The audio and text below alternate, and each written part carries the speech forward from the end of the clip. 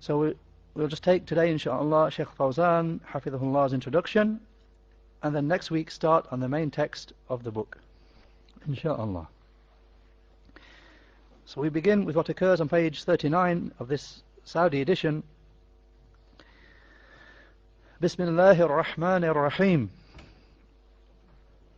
With the name of Allah, the extremely merciful, the bestower of mercy. And they bring the heading for this section, مقدمة المؤلق على الكتاب فضيلة الشيخ صالح الفوزان. The introduction of the one who has done the notes, the explanation to the book, the noble Shaykh Salih al-Fawzan. And this was a book, as we briefly indicated before, that Shaykh al-Fawzan, as usual, he explained the book in lessons in the masjid. And he began this in the masjid in Riyadh, Jami al-Amir Mut'ib ibn Abdul Aziz, and the lessons began on the 17th of Dhul Qa'dah, 1426, which was 3.5 years ago. Rahmakallah. And then these lessons were transcribed and amended, and the Shaykh gave permission for it to be printed. So that ended up in the book that we have in front of us, alhamdulillah. So the Shaykh said, Alhamdulillahi Rabbil Alameen, wa sallallahu wa sallama ala nabiyyina Muhammad wa ala alihi wa ashabihi ajma'een. All praise is for Allah, the Lord of the whole of creation. And may Allah extol,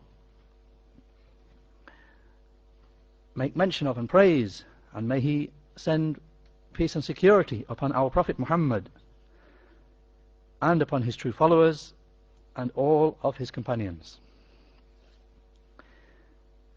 Shaykh said, this book was authored by Al-Barbahari, and his name was Al-Hasan ibn Ali ibn Khalaf. Al-Hasan, the son of Ali, the son of Khalaf, Al-Barbahari. Then Shaykh Fawzan explains this word Al-Barbahari, his title. He said, an ascription to Barbahar, which was a type of medicines, which perhaps he used to work with, or he used to sell them, and then he became ascribed to them. And he was one of the major Hanbali scholars. He took knowledge from those who took from Imam Ahmad. He took directly from the students of Imam Ahmad, such as Al-Marruzi and other than him.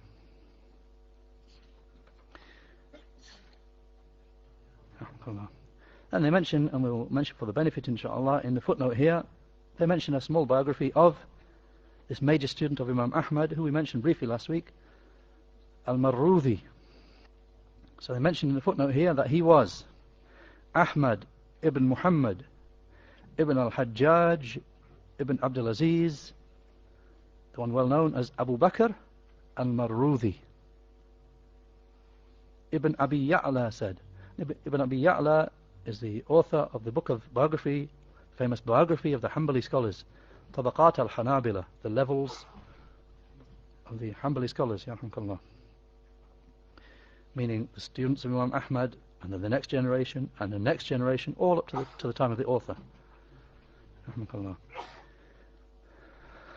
Rahmakallah. So he said, Ibn Abi Ya'la said concerning him, Abu Bakr al-Marruzi, he said, his mother was Marruziya, a woman from Maru, and his father was from Khawarizm, a different area.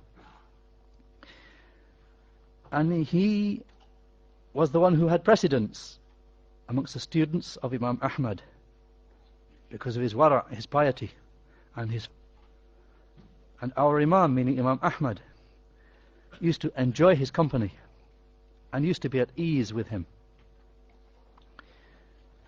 And he was the one who closed the eyes of the Imam Ahmad, when he died. When Imam Ahmad died, then it was Al-Marudhi, Abu Bakr Al-Marudhi, who closed the eyes of the Imam. And he washed his body. And he reported many masail, many matters of knowledge from him. He died in the year 275. And you can find, as they mention, his biography in Tabaqat al-Hanabila, volume 1, page 56, and the book of Imam al-Dhahabi, Sir A'lam al-Nubala, volume 13, page 173.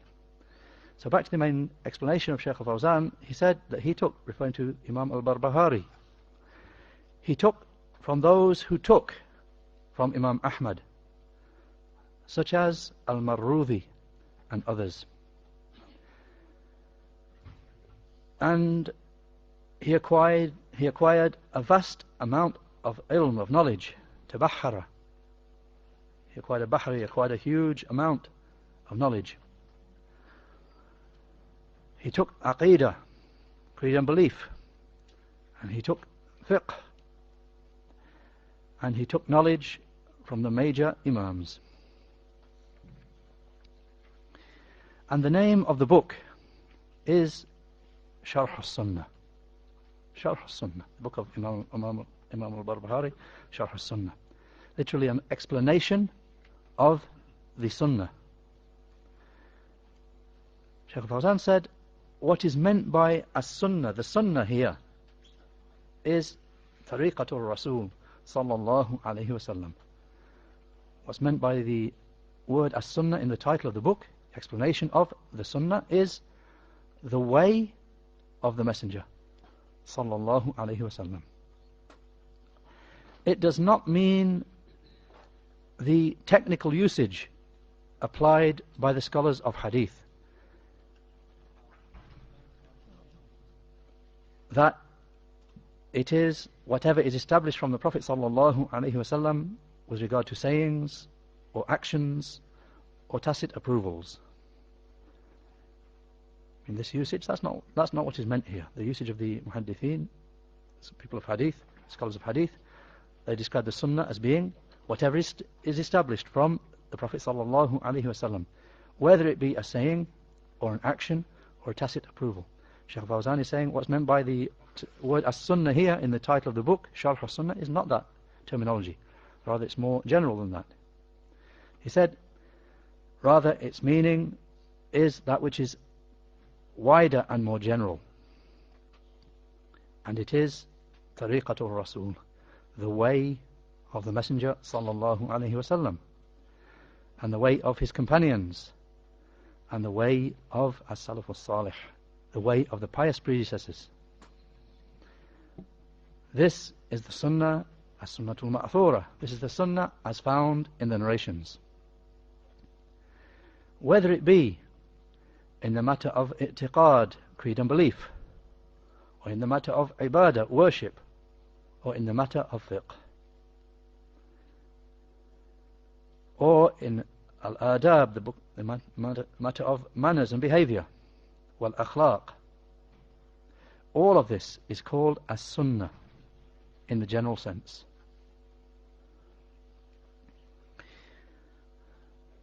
So he, of course, referring to Imam al-Barbahari, he sometimes mentions matters of fiqh in this book of Aqidah, this book which is basically a book of creed and belief.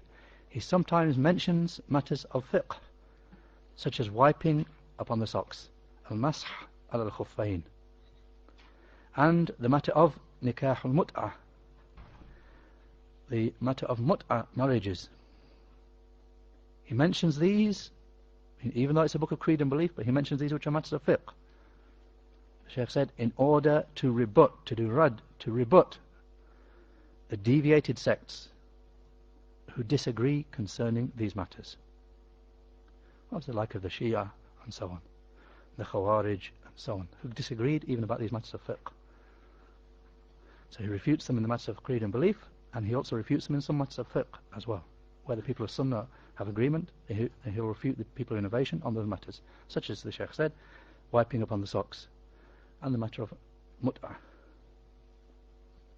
Then he said, and he sometimes repeats matters for emphasis or for a reason for the thing to be mentioned again, or in order to add further clarification, or for other than that, from the knowledge-based objectives.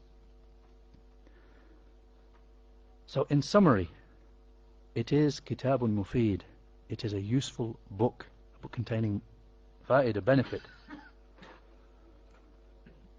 And its importance lies in its being an early book. So it is one of the books of the earlier Salaf, those who lived in the time of the major Imams and took from them, and who reported their pure Aqidah, creed and belief. So may Allah have mercy upon him, the great Imam. Ameen. And the meaning, so the Shaykh has explained the word in the book, Sharhu Sunnah, an explanation of the Sunnah. So now he explains the other word, Sharh. And the meaning of Sharh is bayan, an explanation. It does not mean that he clarifies the meaning of a particular book, or he is explaining a particular book. Al-Barbahari, he wasn't taking an earlier book and explained the meaning of each phrase. He wasn't doing that. It's a separate book written by the Imam. So Shaykh said it doesn't mean he was clarifying the meaning of a book, a particular book, or explaining a particular book. Rather, it means that he was clarifying the way of the Sunnah. This is the meaning of Sharh Sunnah, an explanation of the Sunnah. In other words, he wasn't explaining an earlier book called As-Sunnah, the Sunnah, and this is his explanation of that book. No, he's explaining the way of the Sunnah. Then Shaykh Fawzan, he moves on to a point with regard to the earlier scholars and the naming that they would give to the books of Aqidah, the different names they would apply to books of Aqidah, creed and belief. He said, the earlier scholars used to call the books of Aqidah As-Sunnah, such as this book, Sharh Sunnah, and such as the book As-Sunnah of Imam Ahmad, and the book As-Sunnah of his son Abdullah, and As-Sunnah of Al-Athram, and Sharh Hasul I'tiqad Ahl Sunnah wal Jama'ah of Al-Lalikai. I mean, all of these being books of creed and belief, Aqidah. And they were called, each one of them was called As-Sunnah, or a derivative of the name As-Sunnah. But the topic was Aqidah, creed and belief. He said, likewise, they would call them Al-Iman, these books of Aqidah, books of creed and belief. Some of the scholars would entitle them Al-Iman.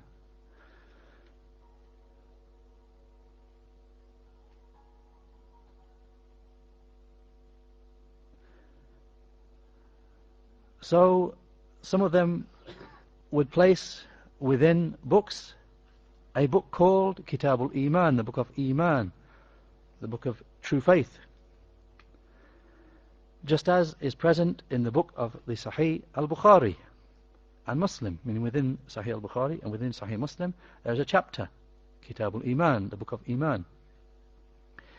So they would put a book and call it the book of Iman, and within it they would bring whatever was particular to Aqidah, creed and belief.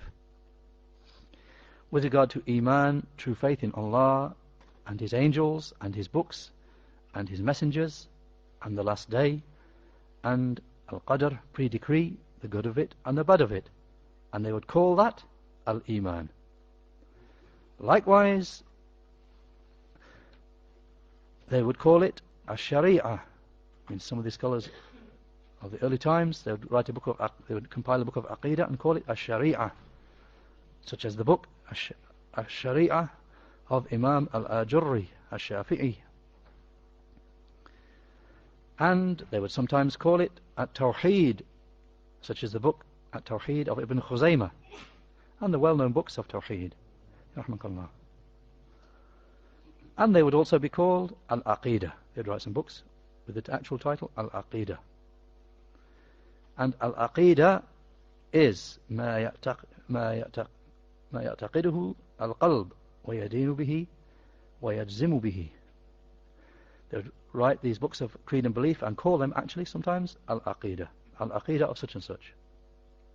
He said, and the word aqidah, it means that which is held as belief by the heart, and that which it holds as religion, and that which the person has certainty upon. That's the meaning of aqidah. Then the Shaykh makes an important point. So he mentioned all the different names that used to be given by the Salaf and the early scholars to books they compiled about creed and belief. As-Sunnah, Al-Iman, Al-Sharia, Al-Tawheed, Al-Aqidah. All referring to much one and the same thing, creed and belief.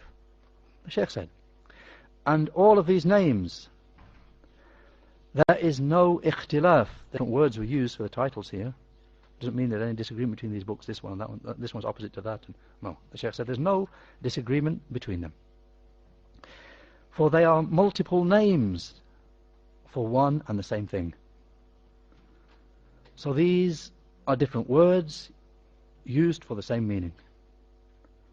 And there is to be no arguing about the names if the meaning is known.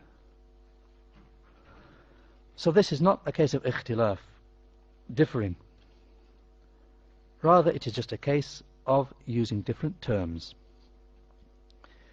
And each terminology has a correct aspect of meaning. So there is no disagreement between them in that regard. Even though the words differ, the meaning is one.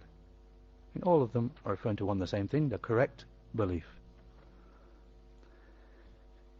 Then he makes a point, because this is a point where some people are innovation and deviation and hizbiyah, enemies of the correct way, they try and use this. And they look at this book here, this name, and this book here. They use this. And the Shaykh refutes them here. He says, as for those people who criticize this and say aqidah and tawheed, this is a terminology which has no proof. I mean, you people talk about aqidah, you talk about tawheed all the time. Where's the word aqidah found in the Quran, in the Sunnah? Where's the word tawheed found in the Quran, in the Sunnah? You're always talking about it. Where is it? Shaykh has mentioned this. They try and bring this. There's no proof for this, they say. It is not found in the Quran, not in the Sunnah. That's what they say. Shaykh Fawzan said, so this is tashkik. This is trying, just trying to provoke doubts. I mean, they're not trying to correct some, this is wrong, and what's correct is it. They're not trying to do that. They're just making an argument to cause you doubts, false doubts, that's all. What they intend by it, what they want by doing that, is to uproot and remove this aqidah. And what you find in all these books called As-Sunnah, Al-Iman, Al-Aqidah, Sharia, Al-Tawheed, they don't like it. They want to get rid of it. But how can they do that? Through a backdoor way. They say these names here, Aqidah and Tawheed, where are they in the Quran, where in the Sunnah? There's no proof for these things. And drop the importance to it. What they want is to get rid of this Aqidah. That's what they're intending. Shaykh said, what they want is to uproot and remove this Aqidah. So therefore they came with this speech, in order that no distinction will be made between the deviant sects and the upright group. This is what angers them. And what angers them is what is found in these books. And when it's implemented, what they see in front of their eyes. The Salafis distinguishing between truth and falsehood. That's what angers them. That's what they don't want.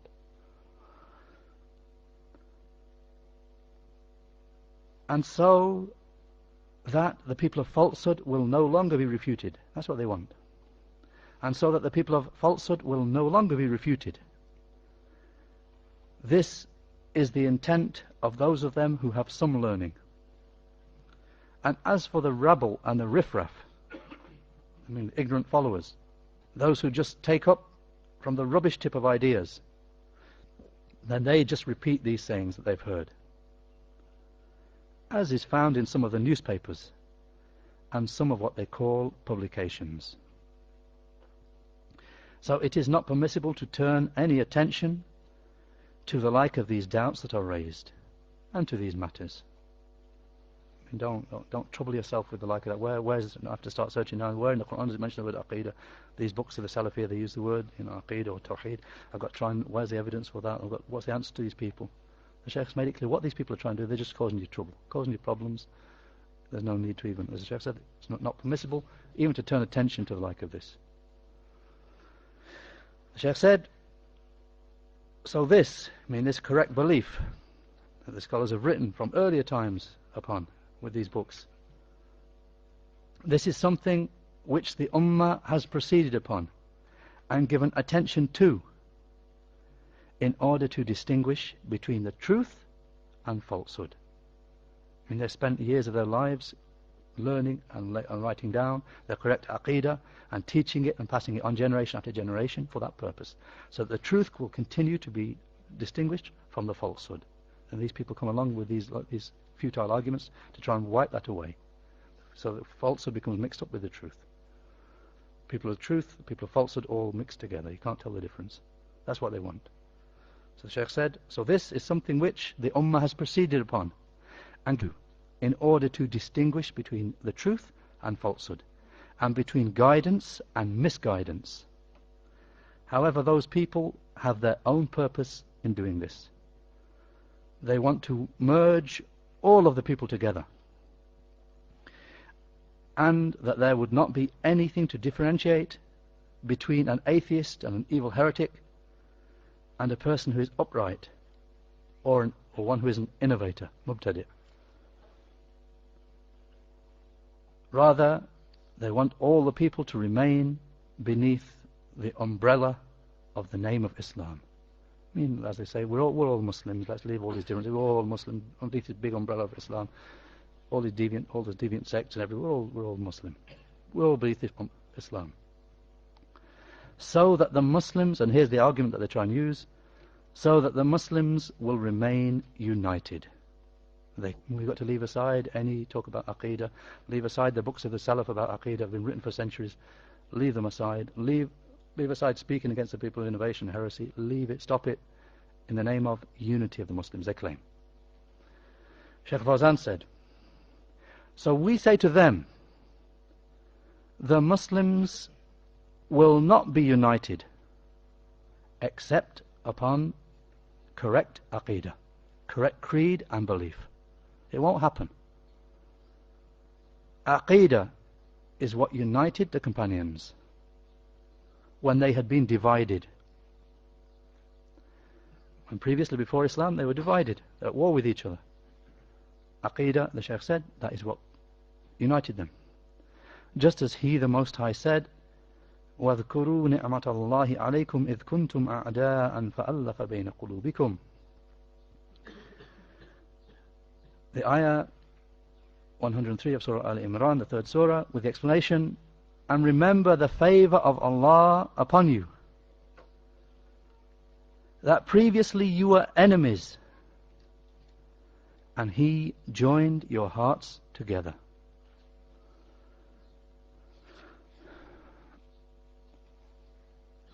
And just as a side point here, and there's something interesting which Imam al-Tabari mentions in his famous tafsir of the Quran, in tafsir of this ayah.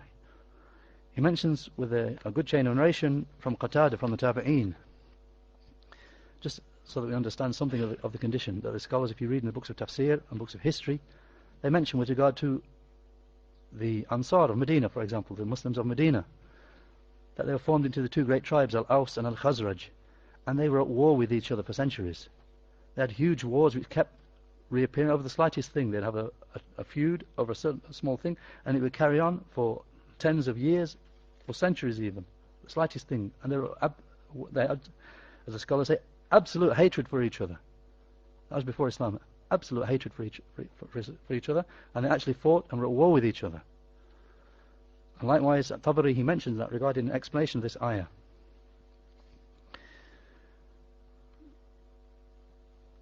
We'll mention it after a while. The Shaykh comes back to it, we'll mention it then, inshallah. So the Shaykh said, وَاذْكُرُوا نِعْمَةَ اللَّهِ عَلَيْكُمْ إِذْ كُنْتُمْ أَعْدَاءً فَأَلَّفَ بَيْنَ قُلُوبِكُمْ. With the explanation, and remember the favor of Allah upon you when you were enemies, and He joined your hearts. Allah joined your hearts. The Shaykh said, what is it that united the companions after this furqa, after this separation, and after this tanahur, this fighting each other, being at each other's throats?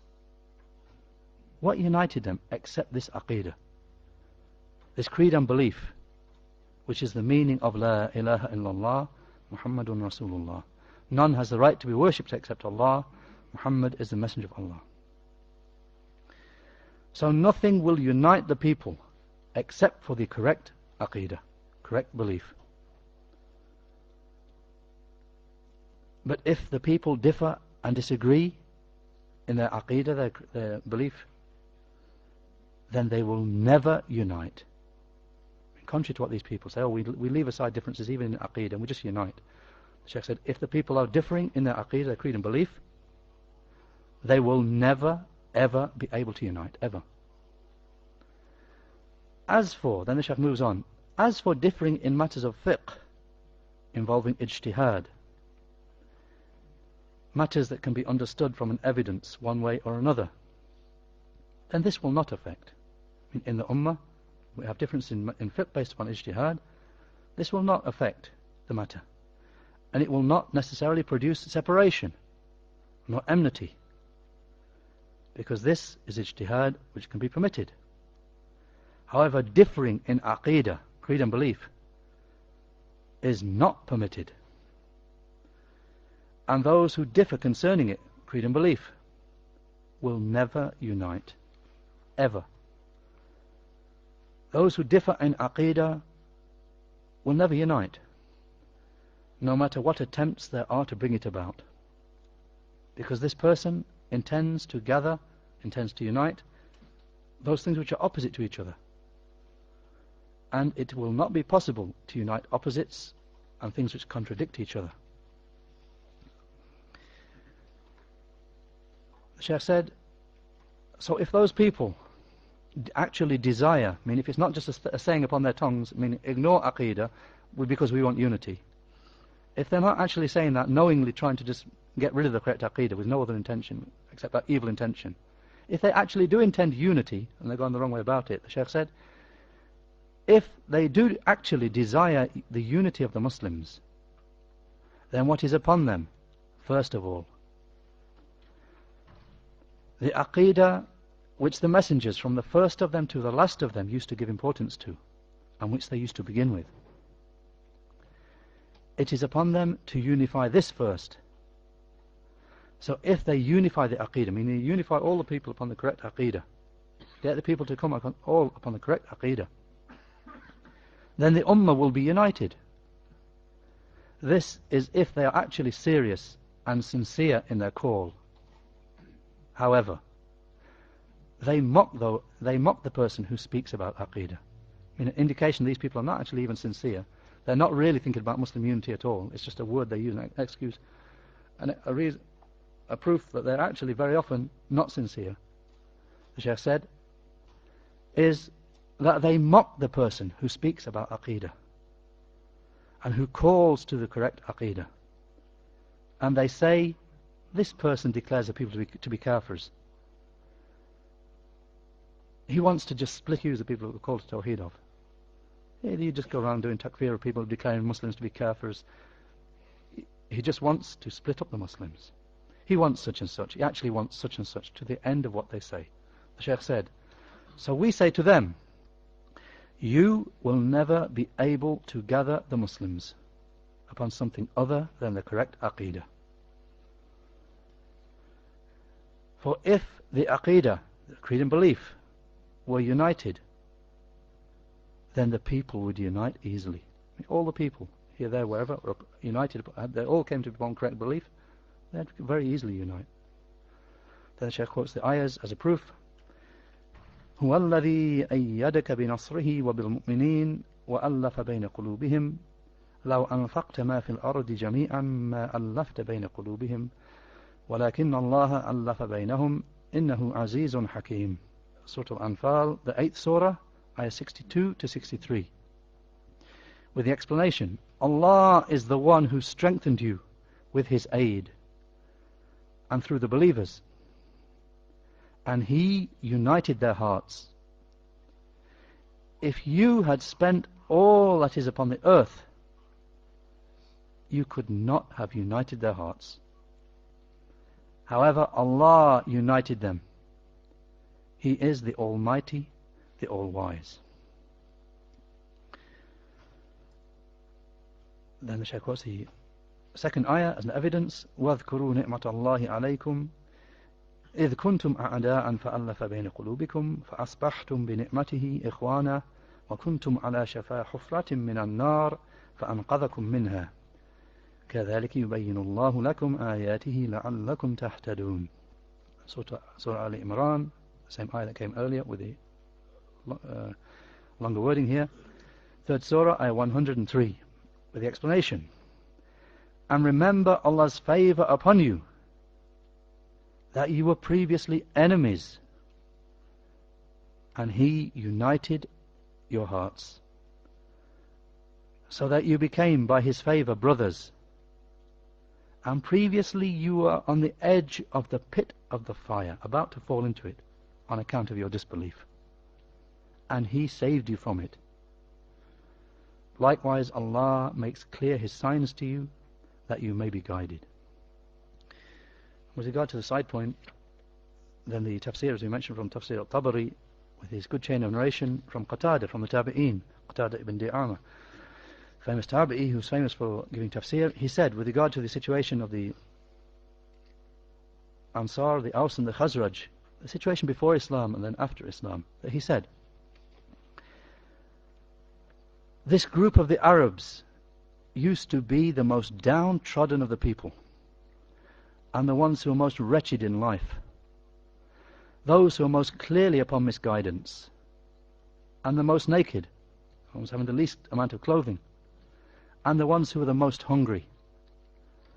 They were as if they were biting upon a rock out of hunger, whilst lying in between two lions, the lions of Persia and the lion of Byzantine Roman Empire.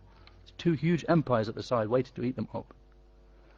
No, by Allah, they had nothing in their lands at that time for which they could be envied.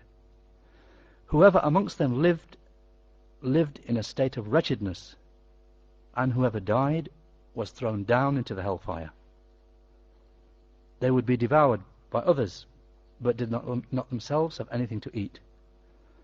By Allah, we do not know of any tribe of people upon the earth who at that time had a smaller portion, nor who were less in status than them, until Allah, the Mighty and Majestic, brought Islam, and through it He gave you the book as an inheritance, and He made lawful for you the land of jihad, and through it He gave you provision, and by means of it He made you kings over the necks of the rest of the people. And through Islam, Allah gave you that which you can see. So give thanks for His favors. For indeed your Lord is one who bestows favors, and He loves those who give thanks. And those who give thanks receive increase from Allah. So supreme and exalted is our Lord. End of the quote from Al-Qatada with regard to the situation before, in the time of Jahiliyyah, and how Allah changed that condition drastically. Then with regard to the explanation of Shaykh Fawzan, the main text, he said, having quoted the ayah from Surah, so nothing will ever unite the people except for the correct aqeedah. That which the messengers from the first of them to the last of them, Muhammad sallallahu alaihi wasallam, came with. وَمَا أَرْسَلْنَا مِنْ قَبْلِكَ مِنْ رَسُولٍ إِلَّا نُوحِي إِلَيْهِ أَنَّهُ لَا إِلَهَ إِلَّا أَنَا فَاعْبُدُونَ. The 21st surah, ayah 25, with the explanation, and we did not send any messenger before you, except that we revealed to him that none has the right to be worshipped except me, except Allah. So worship me alone. Then Shaykh Fawzan quotes the ayah, وَإِنَّ هَذِهِ أُمَّتُكُمْ أُمَّةً وَاحِدَةً وَأَنَا رَبُّكُمْ فَاتَّقُونَ. Surah Al-Mu'minun, the 23rd surah, ayah 52, with the explanation, and this religion of yours is a single religion, and I am your Lord, so fear and be dutiful to me. Shaykh said, and in the other ayah there occurs, إن هذه أمتكم أمة واحدة وأنا ربكم فاعبدون. Surah Al-Anbiya, the 23rd Surah, Ayah 92. With the explanation, this religion of yours is a single religion, and I am your Lord. Therefore worship me alone. Shaykh Fawzan said, explaining,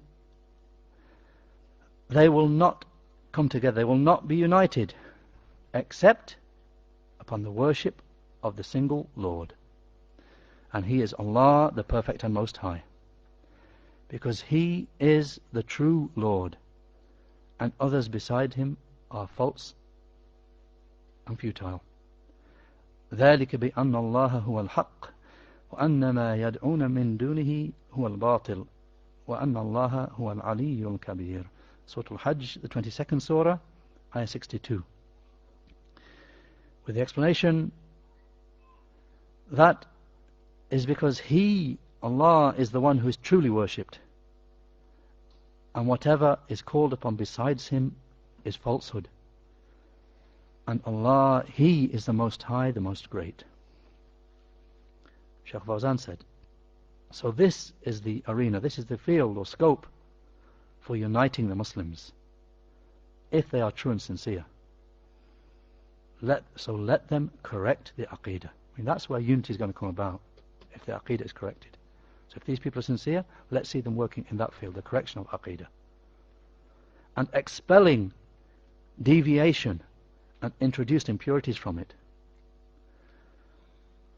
so that it can be as it was when Muhammad sallallahu alaihi wasallam came with it, so that the Muslims can unite upon it. This is what the Salaf, such as Al-Barbahari and others, intended when they authored these works and these books to explain the correct Aqeedah. I mean, to clarify it to the people, so that the Muslims could unite upon it. The Shaykh said, when fitan, trials and tribulations, and iftiraqat, splits occurred, and misguidance, they wrote these books of Aqeedah, explaining the Sunnah with them, that which Allah's Messenger sallallahu alaihi wasallam was upon, and his companions and generations.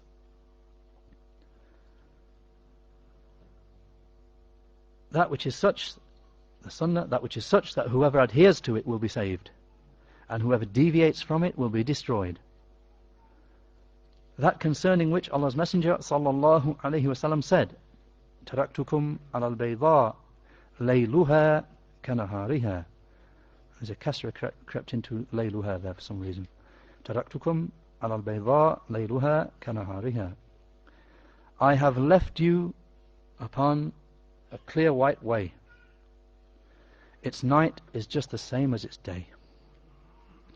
In a footnote they mention this hadith is reported by Imam Ahmad and Ibn Majah and Ibn Abi Asim, and they mention a number of others. They mention Abu Nu'aym and Al-Hakim and others from a hadith Ibn Sariya radiallahu anhu. Abu Nu'aym said, this hadith is a good hadith from the authentic narrations of the people of Sham.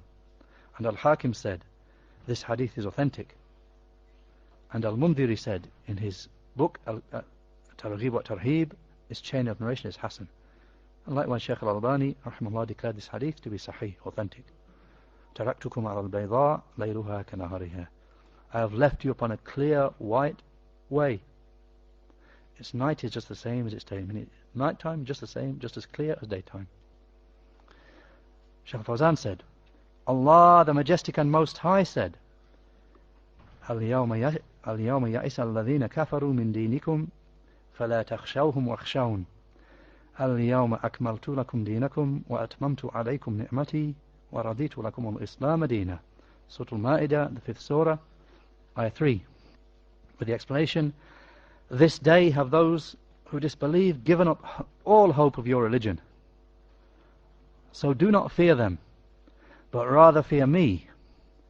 This day have I perfected for you your religion, and completed my favour upon you, and am pleased with Islam as your religion. Shaykh Fawzan said, this is the point which is the necessary condition for unity and for uniting to occur.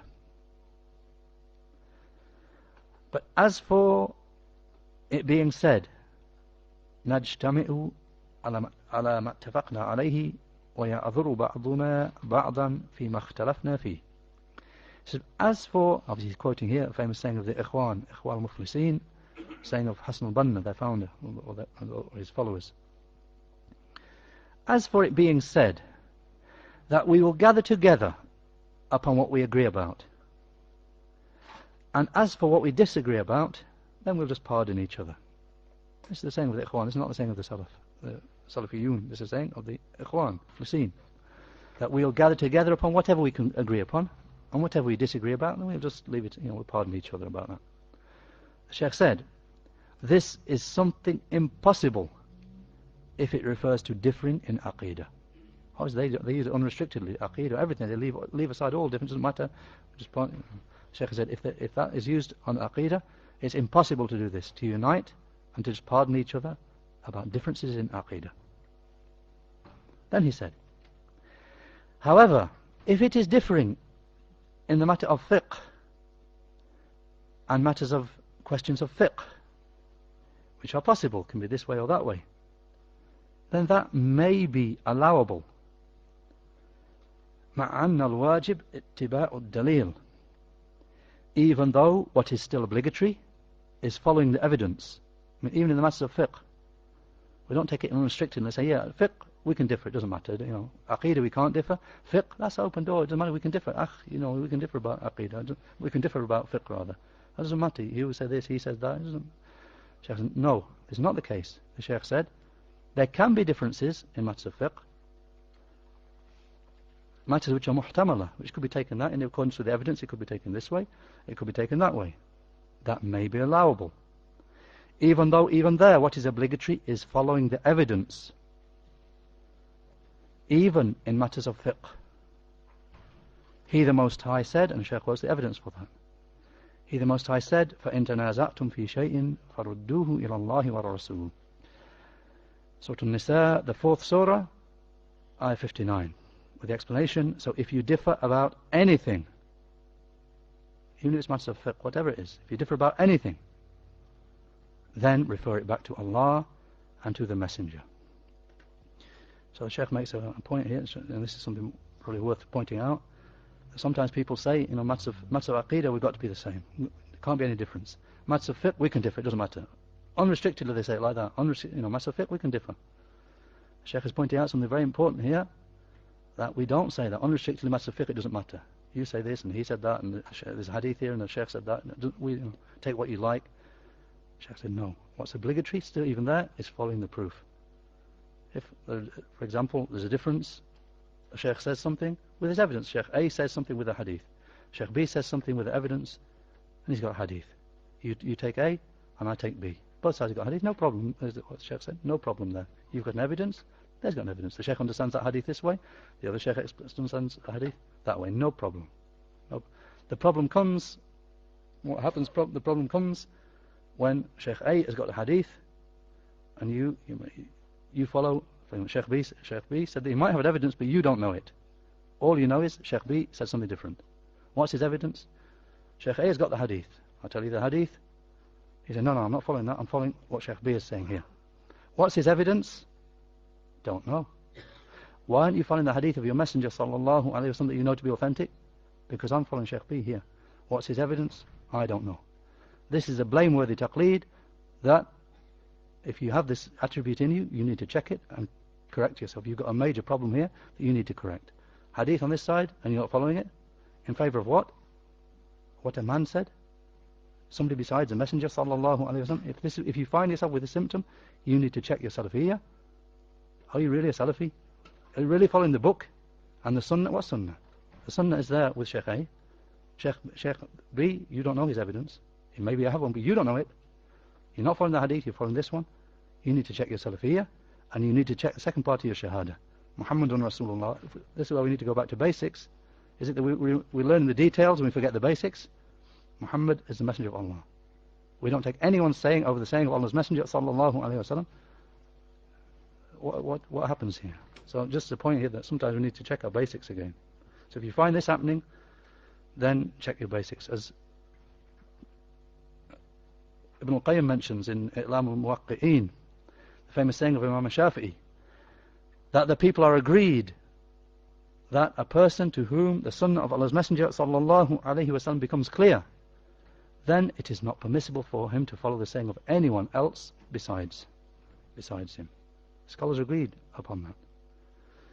So sometimes we need to check ourselves. So the point, back to what the Shaykh Fawzan said, he said, matters of Aqidah, we cannot differ, no way. Matters of fiqh, then the Shaykh said, those which are muhtamil, it could be evidence, could be this way or that way, then it may be allowable to differ. Even though what is obligatory is following the evidence, the dalil. Even in the matters of fiqh, still we've got to follow the evidence. He, the Most High, said, فَإِن تَنَازَعْتُمْ فِي شَيْءٍ فَرُدُّوهُ إِلَى اللَّهِ وَرَسُولِ. With the explanation, so if you differ about anything, then refer it back to Allah and to His Messenger. However, differing in a matter of fiqh, which could possibly be correct, have an aspect,